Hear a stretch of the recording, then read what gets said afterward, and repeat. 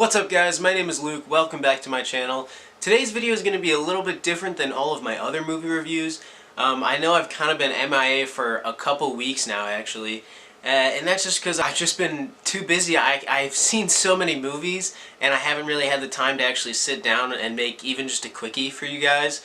So in this video I'm going to try to keep it as short as I can, but it's still probably going to be a little long because, you know, I ramble. I'm just going to talk about a bunch of the movies that I've seen. I'm going to let you guys know what to see, what to spend $10 on, what not to spend $10 on. And I'm going to try to go through these as quick as possible while still giving you guys the right idea of the movie and how I felt about it. So let's just dive right into it.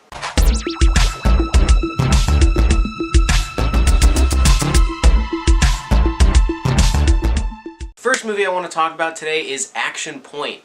I saw this film a couple weeks ago. It's directed by Tim Kirby. I think my view of the movie changed after I found out that this was actually a real thing. Back in, I think, the 80s, it was called Action Park, and there was really a guy who made this really crappy, run-down amusement park and basically put all the responsibility on the kids. It blew my mind when I found out it was a real thing, and it also made the movie a little more enjoyable because unfortunately I found this movie pretty boring.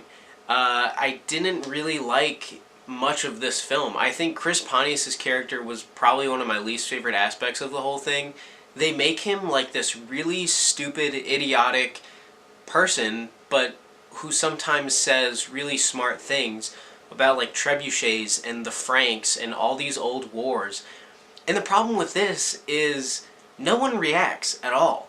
Like, he's being really, really stupid, and this says something really, really smart, but no one even acknowledges it. They just keep going on like he said something else stupid. And that just made his character really confusing, and all of those moments, if they were supposed to be jokes, just kind of fell flat and didn't really land for me. Overall, I think a lot of the physical comedy was pretty funny. There was one really good scene in the beginning that involves a teddy bear and Johnny Knoxville's daughter. But besides that, I didn't really find anything that really stood out. I didn't find much that was unique. I didn't find anything that made this worth my hour and a half, I think.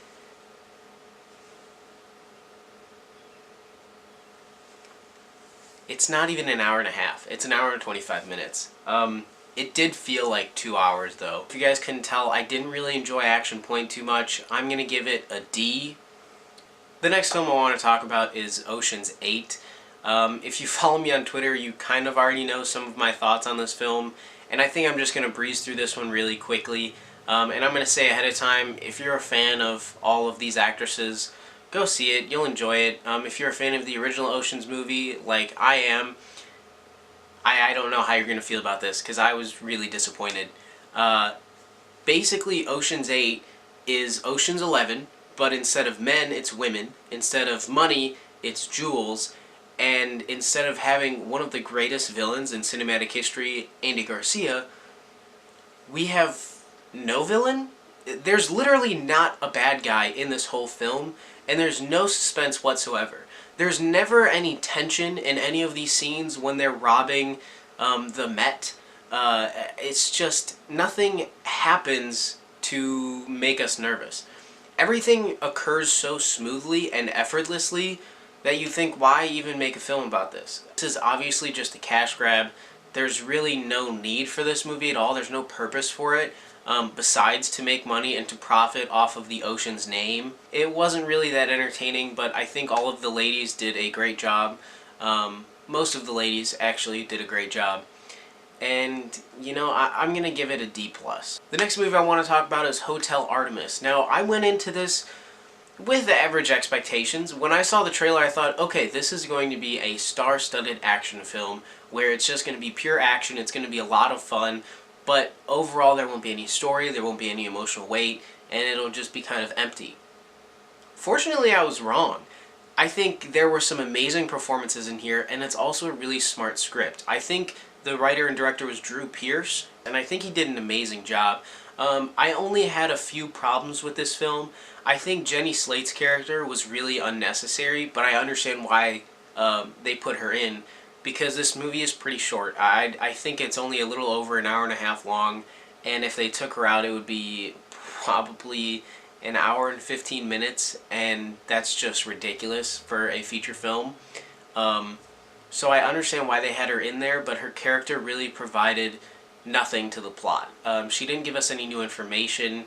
She didn't really give us any emotion or feelings. Like, we don't really care for her character too much. At least I didn't. And I think she was meant to put in there so we learn more about Jodie Foster's kid, but we don't really learn much from Jenny Slate. We learn more about Jodie Foster's kid from Jeff Goldblum, who, as always, is amazing. If you guys don't know, Jeff Goldblum is like one of my favorite actors, and he was kind of one of the reasons I went to see this movie. The other reason I went to see this movie was Dave Bautista. I love Dave Bautista, and I always have. I used to watch him in WWE, and just watching him grow as an actor from Guardians to Blade Runner to Hotel Artemis now, it's just making me so happy because he's so extremely talented, and I think he's doing way better than a lot of these other wrestlers turned actors like Stone Cold Steve Austin or John Cena. I mean, Dwayne Johnson's doing pretty well, but I think Batista has definitely surpassed him in an acting level. I had a really good time with Hotel Artemis, and I only didn't really like Jenny Slate's character and sometimes Charlie Day's character. But besides that, I thought the story was interesting. I think all of the action was directed fairly well. I was engaged throughout the whole movie. There wasn't a time where I felt like it was going on too long or that I was bored or wanted to leave. Like, it really kept me engaged, and I enjoyed this movie a lot more than I thought I would. I'm going to give it a B+. Next movie I want to talk about is Tag. I actually saw this movie yesterday, and wow, guys, I thought this movie was going to have some funny jokes, mainly just the ones that they put in the trailer, but it was a whole lot better than I expected. Kind of like Hotel Artemis, it surpassed my expectations, because with Hotel Artemis, I was like, oh, big stars, action movie, fun. I thought this was going to be like big stars, funny jokes, decent. But this was also a lot better than I thought. I'm definitely going to go see this movie again when I have the chance, probably a couple more times later this week. Really, the main focus is the group of guys, and I think they worked so well together. They have such good chemistry where you kind of actually feel like they've been friends for 30 years, however long it is, 23, 30 years. I thought a lot of the tag scenes were done extremely well, and they were really funny. Obviously, some were way over the top, but it worked. Nothing felt out of place or too ridiculous for these characters. I mean, Jeremy Renner's character does some insane acrobatic stuff here and there, which seems a little goofy, but it fits for the character he is, and it fits for this tone of the movie. I had a really great time with this movie, and I think you guys should all go check it out. I'm going to give Tag a B+ as well. Oh gosh, it's been so long. I wanted to make just its own video for this movie, but now it's been way too long where I feel like I just have to talk about it for 2 minutes. Infinity War, I mean, come on. I remember seeing this in theaters, and then I got swept up in a bunch of schoolwork and other work, and then coming home, and I didn't have time to talk about it. So I'm just going to go through it really fast and let you guys know what I thought. I loved it. Obviously, I think the writing was done extremely well. I think the Russo brothers nailed it again. As always, the performances were amazing. I think everyone did a phenomenal job as the characters that they're portraying. I think the action scenes are just getting better and better as time goes on. They're less choppy, and you can really understand what's happening. We've got more wide shots, more cinematic looks at these fight scenes. Speaking of fight scenes, if you haven't seen any of the Marvel films, you can probably still see this one. You probably won't have as much emotional weight into this film, but this film is kind of just one big action scene, one big action event. And that was one of my problems with this movie, is there was a story, but it was very thin, and it was really just to showcase a lot of fight scenes. And I'm not saying that's 100% a bad thing, because I really enjoyed this film. It's definitely one of my favorite Marvel films that we've seen in the past few years. I actually just took this quiz that my cousin showed me on Nerdist that kind of ranks all your Marvel films from 1 to 19. And I have a top 5, but it's not really in any order, because I find that very difficult to put one over the other. But with this quiz, it gives you like a this or that scenario, and it has this algorithm that ranks them for you. So here's mine in order, and I was really shocked to find that some of them were higher than others, like Infinity War being number 2, and we even have some heavy hitters that are pretty low. And it was just really interesting to find out what your favorites are, even if, you know, I mean, obviously you have your favorite, like mine is Winter Soldier. I always put that up there. But it was cool to actually rank all of them, because once you get down below, you can't really decide, like, what's worse, Thor the Dark World or Iron Man 3? But this kind of does it for you. I'm going to link it in the description. Overall, I had a blast with Infinity War. I did have some issues, but it's definitely a must-see. I'm going to give it an A-. Oh gosh, okay, finally.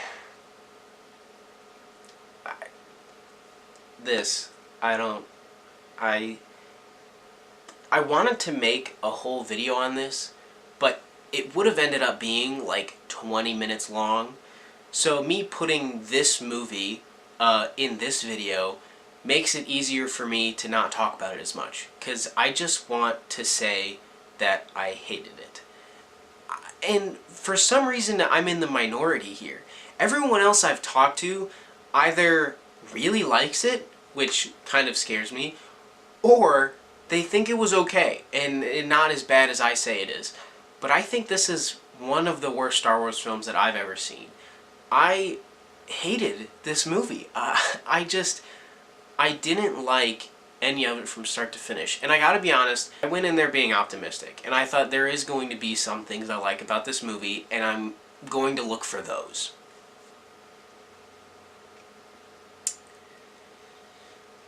There wasn't much. I really had a tough time sitting through this movie, and I'm not trying to be overdramatic, but I legitimately was like, I can't even like talk about it unless I just ramble on for hours about all the issues I had with this movie. So I'm just gonna keep it quick and simple. We didn't learn anything new about Han Solo. And when you have a prequel movie specifically made on one character, you kind of need to learn something new. And we get nothing from this movie about Han Solo, about Lando, about Chewie. Well, about Chewie, we learn that he was forced to eat people, which I think is kind of a weird detail. With Lando, he apparently also is in love with a robot, which kind of also makes me upset. No one asked for it. It's very unnecessary. It doesn't give us anything. I think one of the only things I liked about this movie was Donald Glover sometimes. I mean, even he didn't do great 24/7. I had some issues with his character and just his acting sometimes. But man, I really couldn't find something great about this movie, and I'm really just disappointed. Because Star Wars is such a huge part of my life, and maybe I'm just being nitpicky, and maybe it's just the way that my brain works. And everyone else just doesn't agree with me, which is fine, but I think some of the things that they did in this movie were just not smart for the series, for the characters. I just don't really know why this movie was made. If you're a fan of Star Wars, obviously, just go see this movie because you have to. If you're a Star Wars fan, you have to see all of them. But if you're not, I don't know. You might enjoy it. I didn't. Unfortunately, I'm going to give it an F.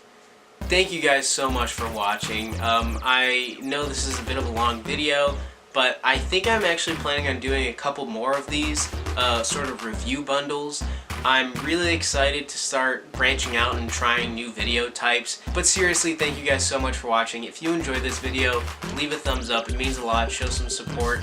Talk to me in the comments about any of these movies or anything else. And if you enjoyed, make sure to subscribe and ring that bell so you get notified when I post again, which hopefully will be sooner than later. Thank you guys again, and I'll see you in the next one.